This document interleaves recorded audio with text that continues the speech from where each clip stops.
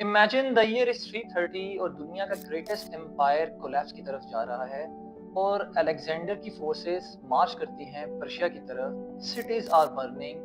बादशाह अपनी जान बचाने के लिए भाग निकलता है और दुनिया को ये लगता है कि पर्शिया अब खत्म हो गया है। But here is the strange part, Alexander का एम्पायर फिनिश हो जाता है, Roman empire disappeared, Ottoman empire collapse कर जाता है, सोवियत यूनियन डिसइंटीग्रेट हो जाता है।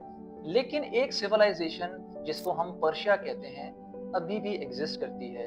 Different rulers, different religion, different flags, but the same civilization. तो सवाल ये नहीं है कि पर्शिया इतना पावरफुल कैसे हो गया, बल्कि सवाल ये बनता है कि पर्शिया ने कैसे सरवाइव किया जब दुनिया की स्ट्रॉन्गेस्ट एम्पायर और सिविलाइजेशन डिसअपियर हो गई। Welcome to the Gilani doctrine, this is doctor Zuhaib Gilani and आज की वीडियो में हम ये समझने की कोशिश करेंगे। बहुत से लोगों का ये ख्याल है कि ईरान एक कंट्री है, but Persian people think differently.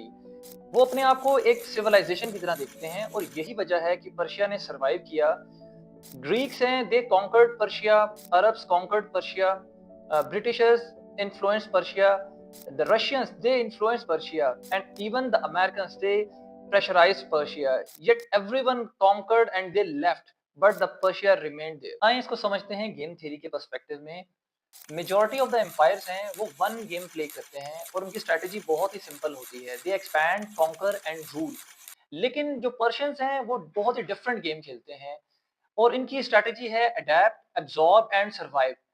हमने देखा जब अरब्स यहाँ पर आए थे तो इन्होंने इस्लाम को एक्सेप्ट किया था, लेकिन अपनी जो पर्शियन आइडेंटिटी है उसको प्रिजर्व किया था। इसी तरह जब मंगोल्स आए थे पर्शिया में तो इवेंचुअली मंगोल्स ने इन्फ्लुएंस तो किया था पर्शियंस को, लेकिन पर्शियंस ने मंगोल्स को ज्यादा इन्फ्लुएंस किया था।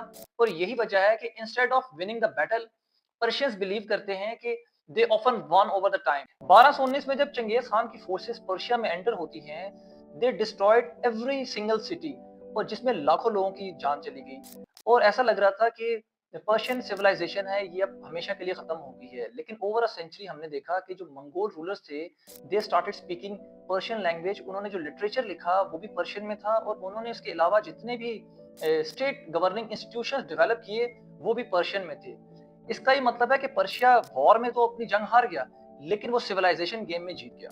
अब आते हैं 1979, जब ईरान में इस्लामिक रेवोल्यूशन आता है और स्टेट कंप्लीटली चेंज हो जाती है, लेकिन उनका जो पर्शियन स्ट्रेटेजिक माइंडसेट है वो चेंज नहीं होता। ईरानियंस अभी भी ये बिलीव करते हैं कि वो जो ancient Persian state of mind है उनका और बिलीव है वो अभी भी उसी के ऊपर अमल करते हैं। और अगर हम देखें उनकी फॉरेन पॉलिसी, तो उनकी फॉरेन पॉलिसी का अभी भी पर्पस यही है कि किसी भी फॉरेन पावर को वो ये अलाउ नहीं करते कि वो उनकी डोमेस्टिक पॉलिटिक्स के अंदर डिक्टेट करें। और यही माइंडसेट उनका शेप करता है बिहेवियर। इसको हम रिसेंटली अभी ईरान, यूएस और इसराइल एस्केलेशन है उसके अंदर हम देख सकते हैं। और करंट गेम में अगर हम प्लेयर देखें, ईरान है, इसराइल है, यूनाइटेड स्टेट्स है और गल्फ कंट्रीज हैं। और रिसेंटली जो कन्फ्रंटेशन चल रही है ईरान के साथ इन तमाम कंट्रीज की, उसमें हमने देखा कि किसी भी किस्म की फॉरेन डोमिनेंस या एक्सटर्नल इन्वेजन है उसके ऊपर ईरान बहुत ही स्ट्रिक्ट रेजिस्टेंस दिखा रहा है। और यही वजह है कि जो सीज फायर एफर्ट्स हैं और जो अभी पीस टॉक्स चल रही हैं वो ईरान को एक सेंट्रल प्लेयर बनाता है इस सारी की सारी रीजनल इक्वेशन के अंदर। So my prediction on Persian civilizational game, there are three possible scenario. Scenario one है पर्शियन रिसर्जेंस हो सकती है जिसमें ईरान दोबारा से स्टेबलाइज करता है इकोनॉमिकली, रीबिल्ड करता है अपने इन्फ्लुएंस को रीजन में और अगेन इमर्ज करता है as a dominant player Gulf के अंदर। सेकंड सिनेरियो पॉसिबल जो है उसके अंदर ये कि एक कंटेनमेंट हो सकती है लेकिन वो मैनेजेबल होगी। Iran remain a powerful player in the region, लेकिन उसके ऊपर इकोनॉमिक प्रेशर और एक कोलिजन का, रीजनल कोलिजन का एक प्रेशर बना के रखा जाएगा। सिनेरियो थ्री की अगर हम बात करें, और मोस्ट प्रोबेबली यही पॉसिबल होगा कि ईरान मिलिटरीली ना जीतेगा और ईरान मिलिटरीली हारेगा भी नहीं। लेकिन ईरान की जो पॉलिसी है वो ही जो 2500 साल पहले पर्शिया की पॉलिसी थी कि वो सिंपल अपने राइवल को आउटलास्ट करते हैं और उसको एंगेज करते हैं और स्ट्रेटेजिक एनवायरनमेंट को कंप्लीटली चेंज कर देते हैं।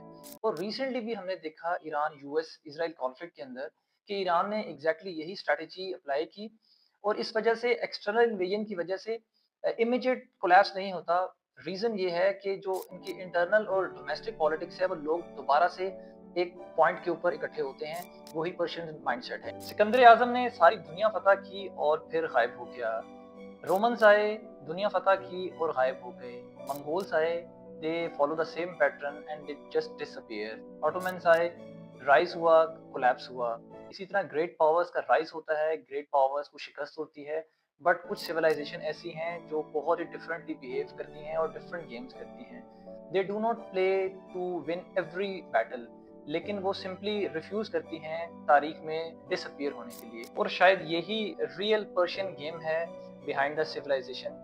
اور اگر آپ کو یہ ویڈیو پسند آئی تو اس ویڈیو کو لائک کریں، شیئر کریں اور میرے چینل کو سبسکرائب کریں۔ Thank you for watching this video.